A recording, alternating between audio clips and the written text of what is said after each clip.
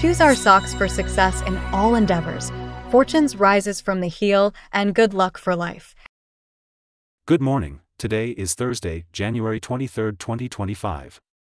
Today in history, 20 years ago, the European Space Agency's Mars Express probe achieved a landmark discovery, detecting water in the form of frozen solids at Mars' south pole.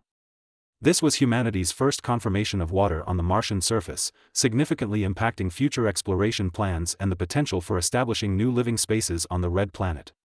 Welcome to today's Ching Chow Morning News. Let's start with political updates.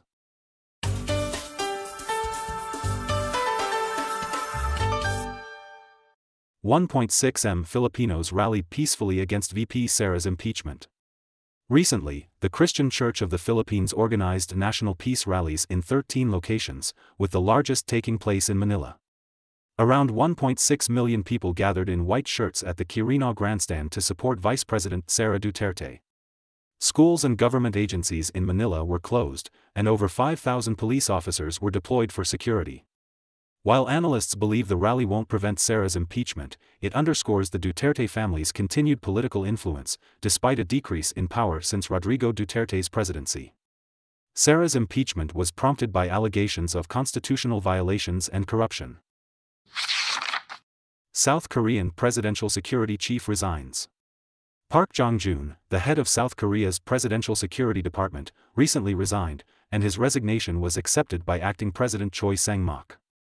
The Joint Investigation Headquarters had filed charges against Park for obstructing official duties after he failed to attend 2 police investigations. He argued it was impractical to execute an arrest warrant against impeached President Yoon Suk-yeol. If the security director is unable to perform duties, Deputy Security Chief Kim Sung-hoon will act as director, but Kim is also under investigation for similar charges. The political crisis follows Yoon's abrupt declaration of emergency martial law on December 3, which was quickly revoked.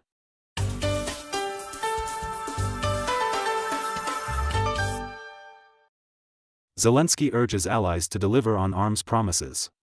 Ukrainian President Zelensky urged allies to fulfill all commitments to supply weapons to Ukraine, particularly to counter Russian airstrikes. He highlighted the ongoing nature of the war, with Russia recently launching hundreds of attacks on Ukraine, including nearly 700 aerial bombs and over 600 drones. Meanwhile, the Russian Ministry of Defense announced that Russian forces had taken control of the villages of Yantarny in Donetsk and Kalinov in Kharkiv.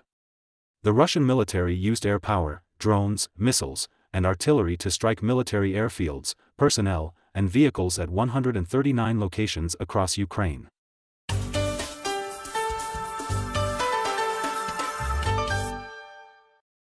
Global banks may cut 200,000 jobs in 3 to 5 years. A recent survey by Citigroup, JP Morgan Chase, and Goldman Sachs, reported by Bloomberg, indicates that global banks are expected to lay off as many as 200,000 employees in the next 3 to 5 years due to the rise of artificial intelligence. The report, authored by Bloomberg Intelligence senior analyst Notzel, suggests that back office, middle office, and operational positions are most at risk.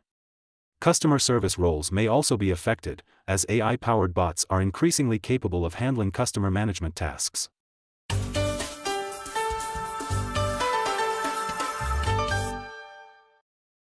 France faces intensifying flu virus spread.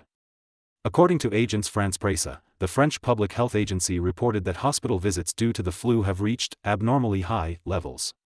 To manage the surge, 87 hospitals have activated emergency plans, reorganized resources, postponed some surgeries, and recalled vacationing staff. The current influenza epidemic surpasses last year's peak, with 3 strains circulating simultaneously.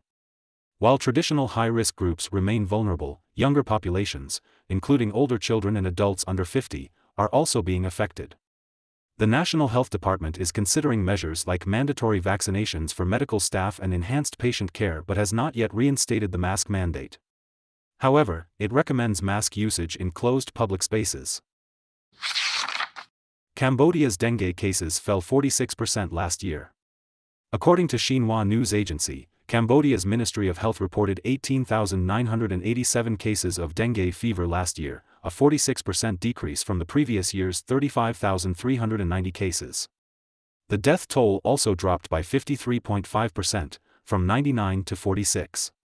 Leong Luti, manager of Cambodia's National Dengue Control Program, credited the decrease to the government's efforts in distributing larvicide, repellents, and other preventive materials to households to curb large-scale outbreaks.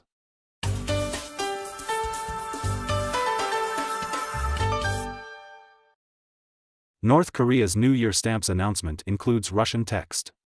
Yonhap News Agency reported that North Korea's stamp agency recently published the New Year's stamp designs on its website, with the introduction text now including Russian, in addition to Chinese and English.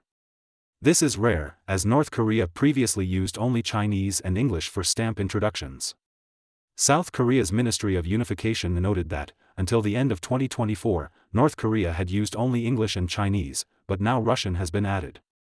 Analysts suggest that this reflects North Korea's effort to highlight its close ties with Russia following the signing of the Comprehensive Strategic Partnership Treaty. Recently, the U.S. implemented export control measures on artificial intelligence, causing a drop in chip stocks. Micron Technology fell over 4%, TSMC dropped more than 3%, and Nvidia declined by nearly 2%. That's all for today's Ching Chow Morning News. Thanks for watching. Join us at the same time tomorrow.